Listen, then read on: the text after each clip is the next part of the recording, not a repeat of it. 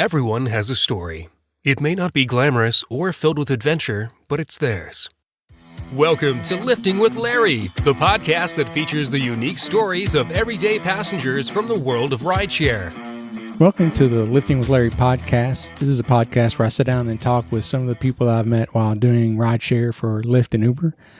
Today, my guest, I've actually known her for a couple of years and got to know her in a method other than rideshare, actually. But we have ridden together a few times. I know we've gone to Nashville at least once and a few other places. And I think I've probably done an Uber Eats delivery or two to you, maybe.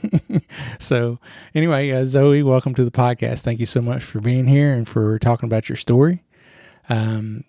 It's what I know of it. It's certainly just a captivating, interesting story. I think that the listeners are really going to appreciate and are really going to like. So thank you so much for being here. Thanks for having me. So tell me a little bit about your recollection of how we first met, even though it wasn't through rideshare. Man, I had just moved up to Bowling Green again, looking to start my journey to go back to WKU to finish my degree.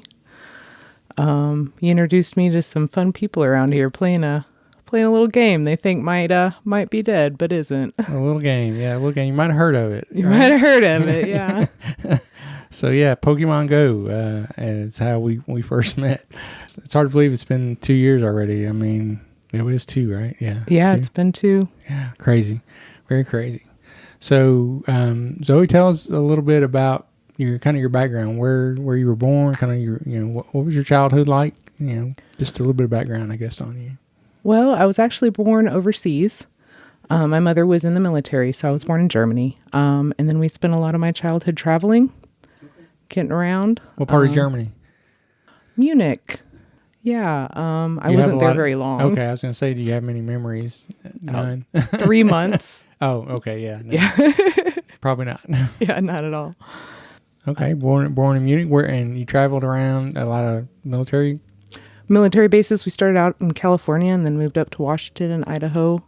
We eventually settled in Tennessee, but we took a little detour in Kentucky for a couple of years while I got my preschool and kindergarten in. Oh, okay. So yeah, did you find it a kind of a rough childhood as far as movement and having to meet new people, every couple of years? It was really interesting. I got to learn a lot about different cultures in different regions. I never really picked up much of an accent, I think, for that reason. Oh, yeah, I would agree with that, yeah. Yeah, it actually became boring when we did settle. It was like, oh, I don't have any new people to meet. What are we doing here with the same people every year? I'm sure, yeah, if you're used to traveling all the time and meeting new people. So gosh, I guess you went to like a lot of different schools. Oh, goodness. Yes. Well, I guess because we did the settling when I was in grade school, it was a lot of preschools that I went to, but not so many. How old were you when you kind of settled down for a little while? I guess I was around 9. Around 9, and that was in Tennessee? In Tennessee, yeah. Okay, great. So settled down there, and then were you in Tennessee kind of all through the rest of your school period? Yeah, graduated from White House High School, in fact. Okay, great. So White House, graduated from there. And tell us just a little bit about like what your family situation was when you were growing up. You have siblings? Was it just you? Well, I was the first kid for my mom. My biological father chose not to be a part of my life. That was a constant struggle because I didn't really understand. Yeah. Sure. And I've met him a few times as an adult, and that never really panned out either. But my mom did eventually get married, and at that point I gained a stepbrother and a stepsister. Funny story. Mm-hmm. They met because of me. My stepbrother was my best friend in school. Oh, really? We were just kind of silly together. He would wear giant yellow outfits. If any of you guys know me in public, you know that I'm pretty bright. You can imagine how Definitely. Pretty bright plus a giant yellow outfit got along pretty well. We didn't have him that long, though. So we lost them to their real mom. So I was 13. They were 15 and 13. 15, 13. Okay. When they were murder-suicide combo. So. Okay. Wow. And like I said, I've heard this story a little bit, and it's hard to even imagine. I don't want to pressure you to talk about anything you don't want to talk about, or anything that makes you uncomfortable. So I just tell us whatever you want to tell about that situation, I guess. Yeah, absolutely. And I appreciate that respect. Well, they were I don't look at them like my stepbrother and sister. Like I said, he was my best friend before they even met. Right. So they were family. Sure. And I have to say it was a big tragedy for everyone that was involved and anybody that was around us. Pretty much the whole school was pretty silent that following year. Those tragedies, they affect everyone, not just like the family that it happens to. Sure, yeah, that ripples out to so many people. Absolutely. And you said they were murdered. I know you've mentioned it. They were murdered by their real mom. By their real mother. Yeah. So yeah, she was not super happy about the divorce and had her own mental health issues that were not obviously being appropriately seen to. Can't really ever point out just what exactly goes wrong in those kind of situations. But she stalked us for about a year and watched us through the windows and everything. So did y'all know this was going on? We did. And she would leave things in the house to let us know that she had come in, and it was very obscure. We couldn't quite get the cops to deal with it. They would not take away her right as a mom because that's how Tennessee's law is. Both the kids were old enough to choose not to be around her as well, but they wouldn't because that's how love goes with moms. Right, sure. Wow, that's just incredible. So after this happened, you said they were murdered, and your stepdad, was he also murdered? No. He was, I think, at work. Okay. It was her weekend to have them. I think he had been called into NES, but I'm not sure because I was away at the time. My stepsister actually had invited me that weekend, and I had just been in Illinois, and so I wasn't even in the state at the time. Wow. So how do you even start to deal with something like that, especially when you're a kid? I don't know that I really did deal with it at that time. I did a lot of shoving it down. Sure. I think that's pretty common. Yeah, the disassociation, totally common. It presented itself in a lot of different ways in my life, but I just kept chugging. I made it all through high school as an honors and an AP student. So is that kind of where you put your focus, all your energy and attention to? I know you can do things like that so you don't have to think about stuff. Exactly. I got in the zone, so to speak, right. And I kept myself so busy and so overworked because, once I could have a job, I did have a job on top of all my normal responsibilities. How did your mom and stepdad kind of react, or how do they handle it, or how did they deal with it? Well, she had just had Bryson. Bryson wasn't but maybe 8 months old when this happened. So they had a newborn baby to deal with on top of the trauma. So there was a lot of shoving it down there too. Sure. Yeah. You have an 8-month-old you have to take care of. You can't just leave them alone. It's not like an older kid. Yeah. Where you can kind of be on autopilot. Absolutely. But be careful with that autopilot. Yeah. It'll get you in trouble. Yeah, for sure. For sure. So after that, you went through high school. You were an honor student. What happened after high school? Yeah, I got into a private school in Maryville. I stayed there for about a year, and I had intended to start going to UT Knox when my car engine blew up, and then I had to move home and decide to go to Western Kentucky instead. Gotcha. Okay. So what was your association with Western? You said you moved home. Were they living here? They were living still in the same spot they are in Cottontown, so it wasn't very far. Sure, yeah, that's not far. It was down. still considered in-state, so to speak. So I started going to Western, and they gave me in-state tuition at the time being, is how that worked out. And what year was that, approximately? 2007. 2007? Okay. No, 2008, excuse me. Okay. Okay, so you started at Western, and then kind of what happened after that? Well, we spent, once a year we changed our major. Sure. Been there. Yeah. Right? And then, yeah, I, like most college kids, went to a party. And I was a responsible college kid, and I scheduled a designated driver. Right. That does not always mean you're safe. So, yeah, I woke up to a very not nice surprise after getting blackout drunk in college. Yeah, and that's something that, as a rideshare driver, I see it all the time. And I've given, I don't know how many I call them dad talks to kids, especially young ladies that I have that are in my car, and they can hardly tell me what their name is, much less take care of themselves. And that's so dangerous. And it just scares me, to death.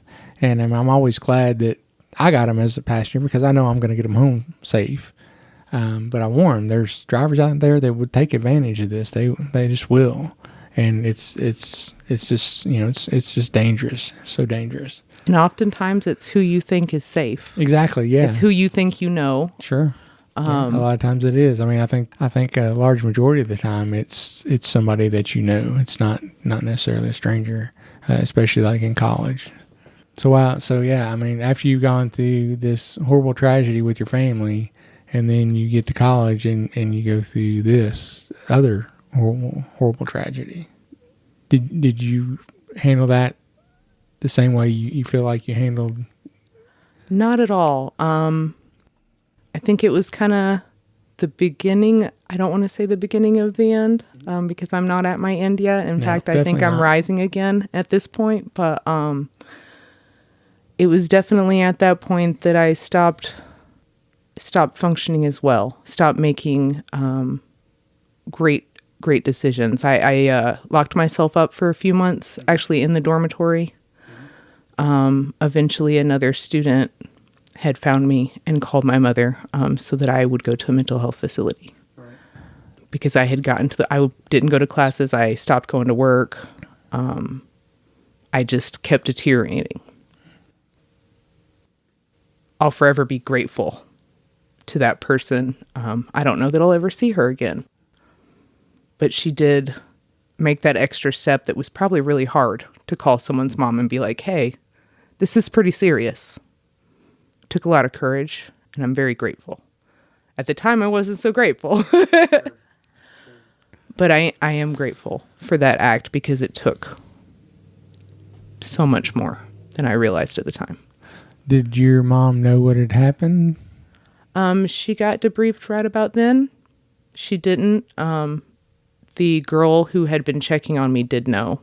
She had been with me at the party, and she thought that I was leaving with him intentionally, that I knew the random stranger that picked us up, but I did not. Wow. Sounds like that semester kind of just everything went to hell. So yeah, what happened next? Well, over the break, I found a guy to date who I thought was safe as a human and made me feel safe. Sure. The next semester, I decided to go online. By that time, as a kid, I was already living with him. That sounded like a smart idea. I don't really know why. He threw away all my school books, so I failed out a second semester. And that was a 2-year relationship of him being in control and being physically abusive, cutting me off from the people that I had made friendships with over high school or in college, intercepting communications with my family, the whole 9 yards. Yeah, and that seems to be a very common thing that someone that's controlling like that does. You hear it over and over.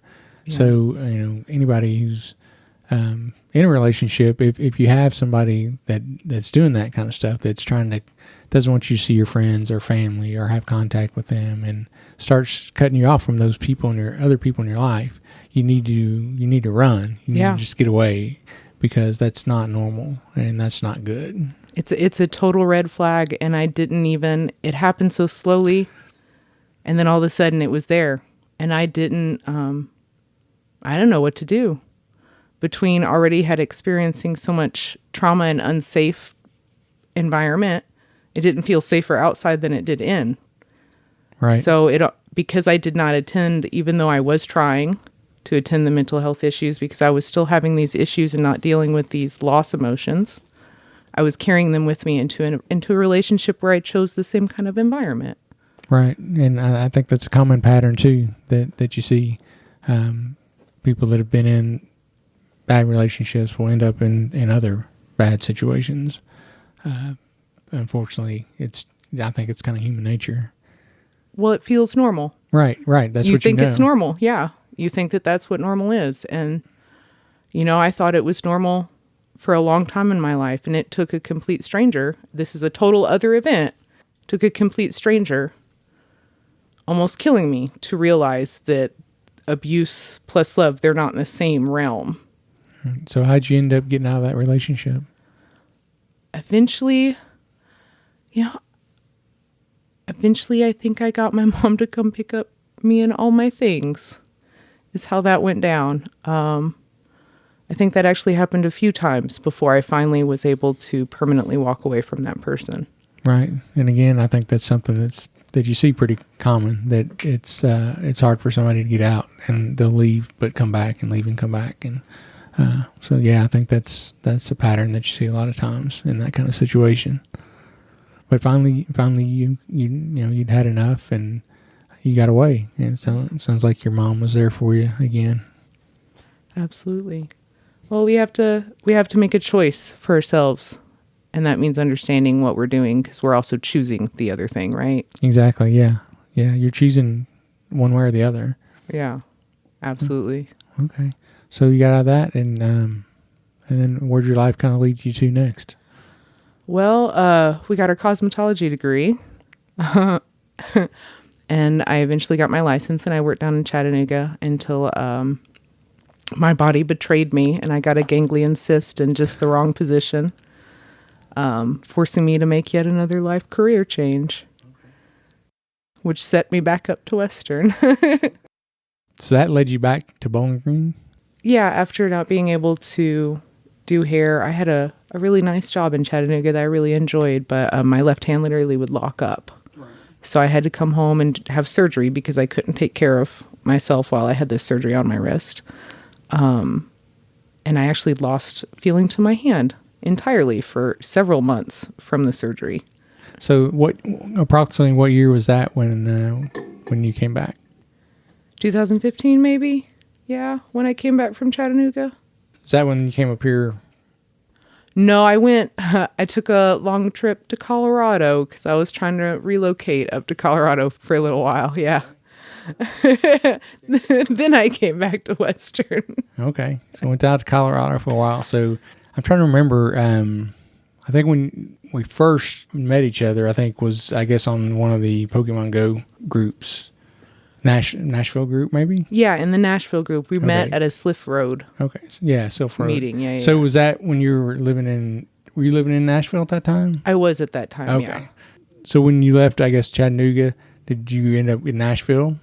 I did. And then, so I was actually in Colorado when Pokemon Go started. Okay. And so I met you just as I got back from Colorado. Okay. I remember, I think, seeing that you were moving to Bowling Green, you were looking to try to find some people here. And I guess I just got started with the whole group here, not very long before that, because before then I was just, me and Lindsay playing. Yeah. Lindsay says to tell you hi, by the way. She was very excited that I was going to be interviewing you today for the podcast. It had a very big smile on her face. So that's great. She would not be happy if I forgot to say that. So I miss seeing her out. Yeah. We get out every now and then and play, but Yeah. we're not on top of it like we used to be. Well, I mean, it has been 3 years. How long has Pogo been playing? 3, now? I guess. Yeah. Yeah, 3. Yeah. Hard to believe. Wait, that means we've known each other almost 3 years. Because we met right about this time. And time runs together. It's so hard. I'd have to look back. I feel that. And plus, I'm old. I forget stuff. So I'd have to look back through some kind of messages or something to figure out exactly when it was. Because the time it does run together so much nowadays, and time goes so fast. It's so hard to believe that school's already started back for the kids. In Western, we starting back here in a couple weeks, and all my customers will be coming back, so that's good.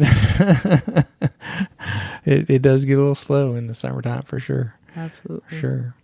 So you moved from Colorado and then back to Bowling Green. Yeah. And so tell us about kind of what's been going on with you since you've been back in Bowling Green these last few years. Well, I waited the mandatory year so that I could get in-state tuition. Smart move.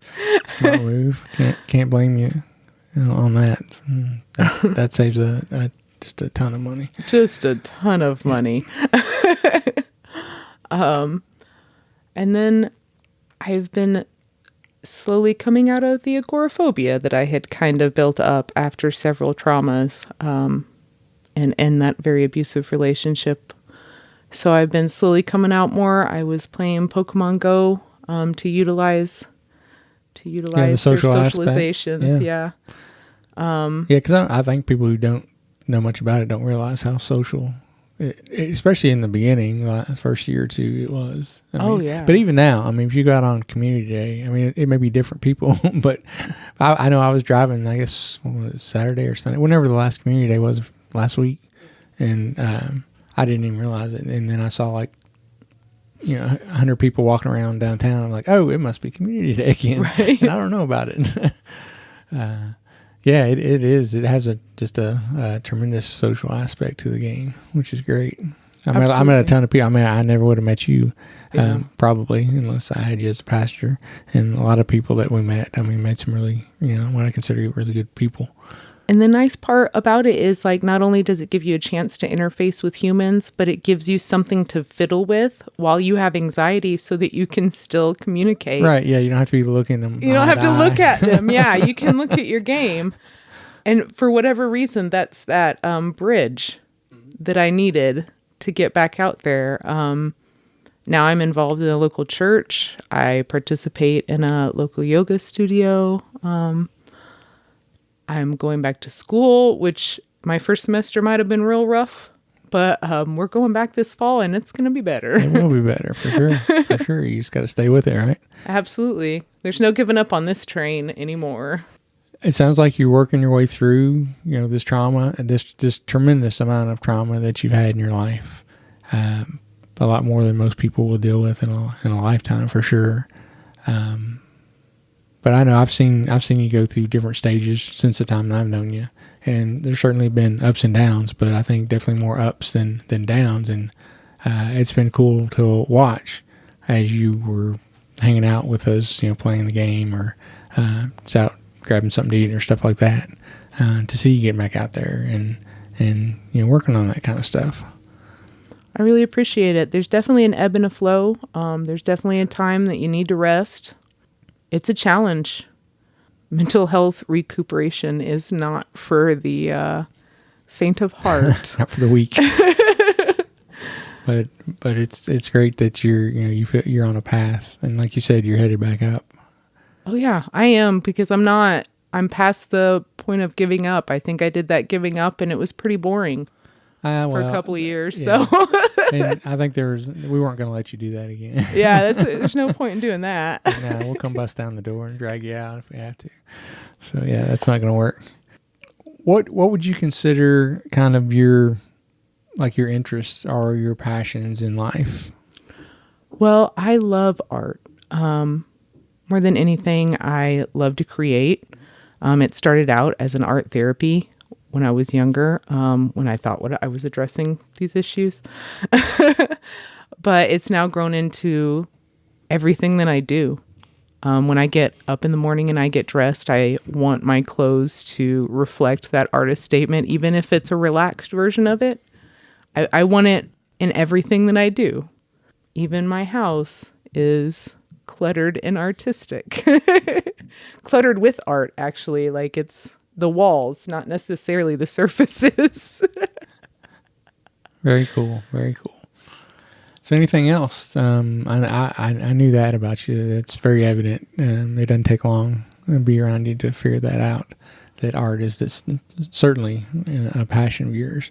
Anything else? Do you have any other kind of interest or hobbies or stuff you like to do? Definitely in the environment. Mm-hmm. I love hiking. I am taking effort towards being a more sustainable carbon footprint myself, including walking places that's within walking distance from my home. I feel like it's really important not to spend that extra gas. If I can reach it with my feet, that's why I have them. And I feel like each little step that we make to reverse our carbon footprint is a big step for everyone, you know? Definitely. So now that you've gone through, as you said, these very tough situations, how do you handle like tough situations now?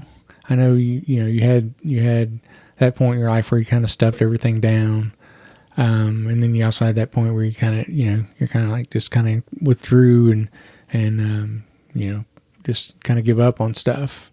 But what have you found works for you best now? I'd have to say that I'm still. I'm not going to say that I have that all figured out. I am going to say that I am using my tools.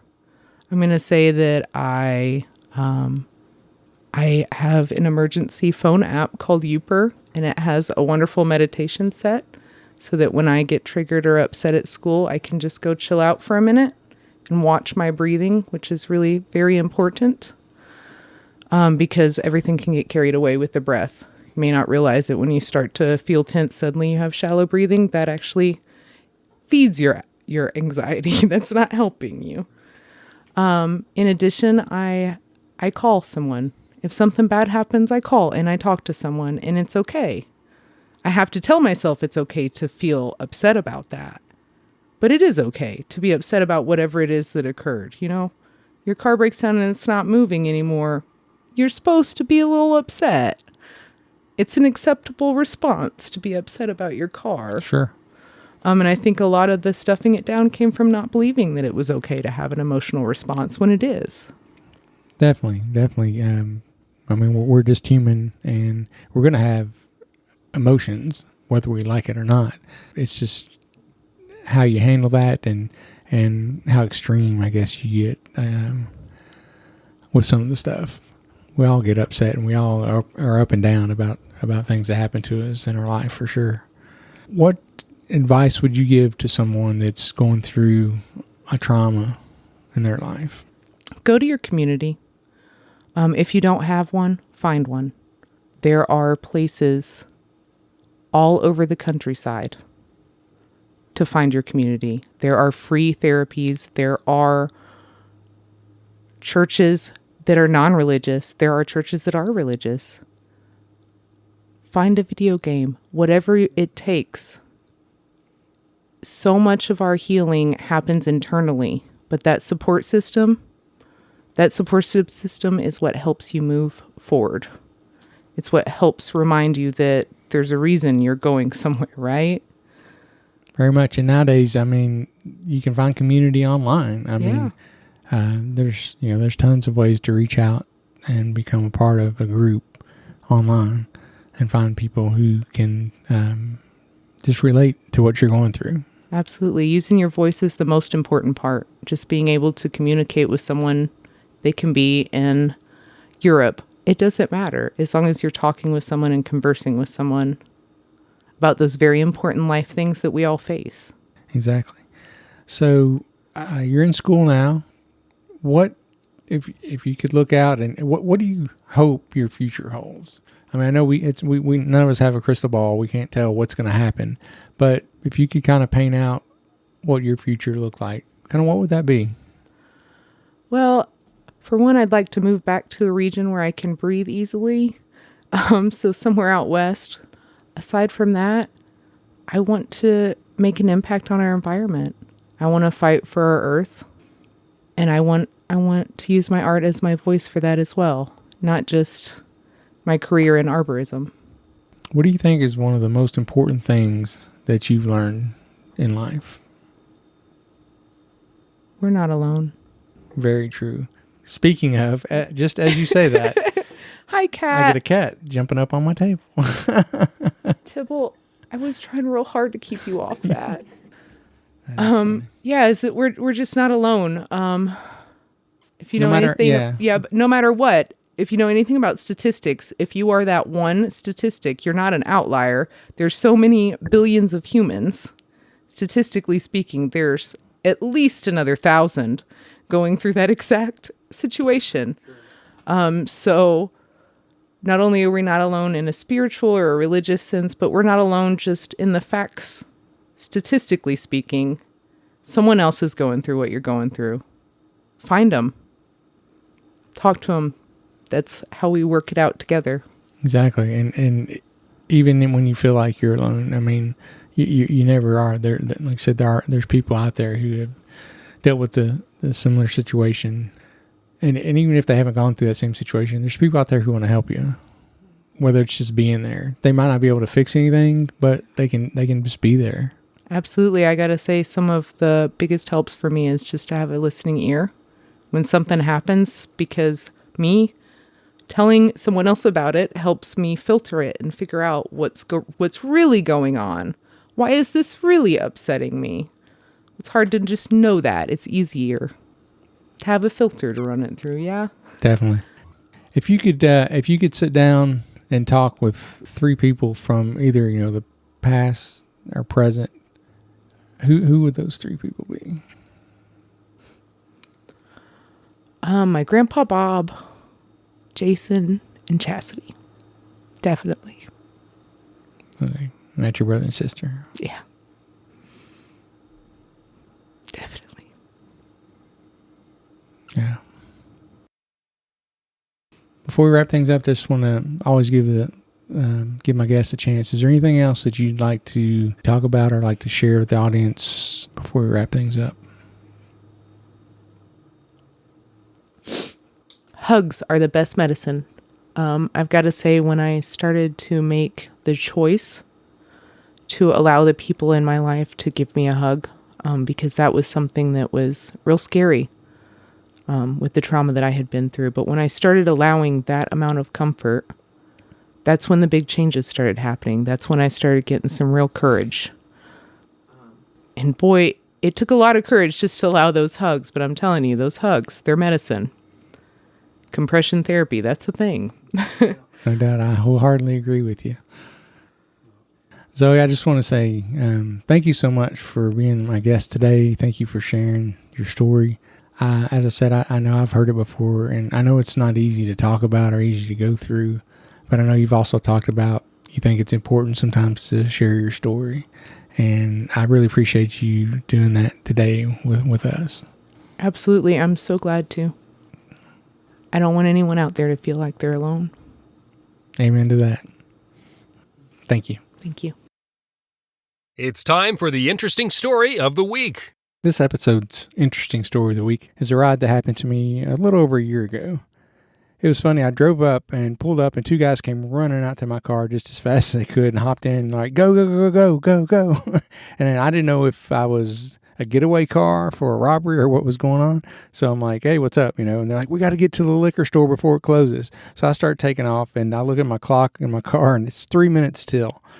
And I'm like, I don't think we're going to make it, guys, but I'll try. I'll give it my best shot. So we take off, and luckily the liquor store was not too far from their apartment house. And for some reason, they really, really wanted to get some more beer for the night.